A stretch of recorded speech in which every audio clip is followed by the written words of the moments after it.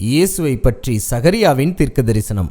மேசியாவாகிய இயேசு கிறிஸ்து ராஜாவாக இந்த உலகத்திற்கு வரும்போது, உன் ராஜா உன்னிடத்தில் வருகிறார், அவர் கழுதையின் மேலும் கழுதை குட்டியாகிய மரியின் மேலும் ஏறி வருகிறவருமாய் இருக்கிறார் என்று சகரியா 9:9 தீர்க்க தரிசனமாக சகரியா எழுதி வைத்திருக்கிறார். இது நிறைவேறியதா என்றால் நிச்சயமாக நிறைவேறியது. அது எப்படி என்றால், இஸ்ரவேல் மக்கள் தங்களுடைய ராஜாவை அபிஷேகம் செய்யும் போது கழுதையின் மேல் ஏற்றி பவனி வரச் செய்வார்கள். அப்படித்தான் சாலமோன் ராஜாவையும் பவனி வரச் செய்தார்கள்.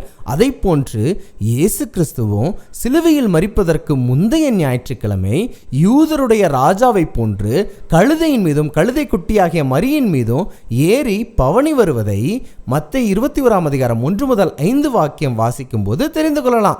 இயேசு பிறப்பதற்கு 500 வருடத்திற்கு முன்பதாகவே சகரியா எழுதின தீர்க்க தரிசனம் நிறைவேறியது என்றால் ஆச்சரியம்தானே?